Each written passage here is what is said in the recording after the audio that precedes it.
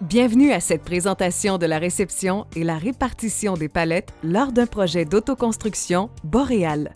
Voici une petite animation qui vous permettra de maximiser l'efficacité de votre chantier lors de la réception des palettes Boréal sur votre terrain. Assurez-vous d'avoir un accès suffisamment grand pour le passage du camion de livraison ainsi que pour le déchargement des palettes. Un formulaire d'accessibilité au chantier vous sera envoyé avant la livraison afin d'assurer la conformité de l'espace.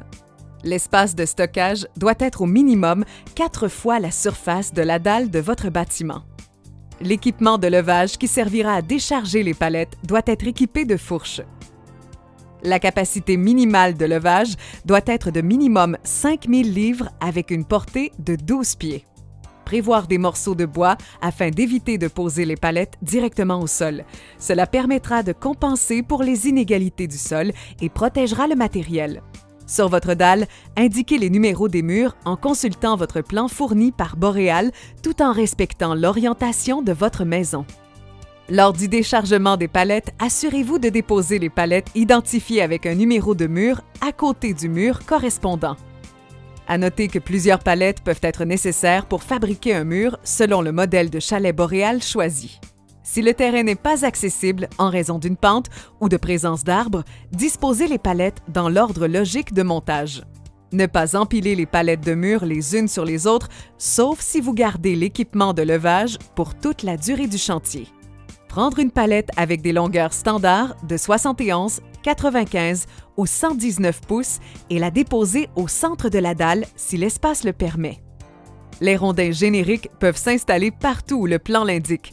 La longueur de 95 pouces est celle la plus utilisée.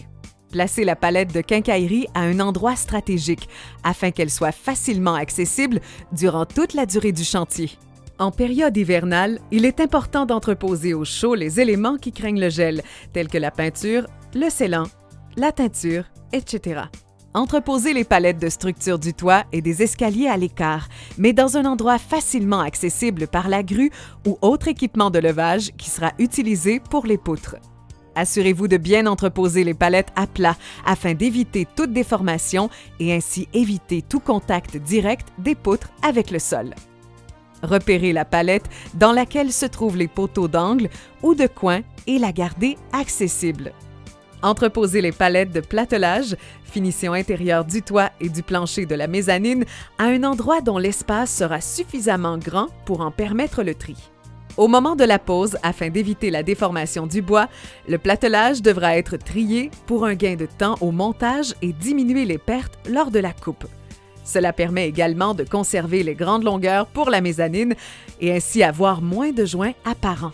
Au besoin, les palettes de platelage pourront être rapprochées du bâtiment lorsque la grue pour l'installation du toit sera sur le chantier. Placez les palettes d'isolant et de bois divers à l'écart car elles seront utilisées en dernier. Les palettes d'isolant peuvent être superposées.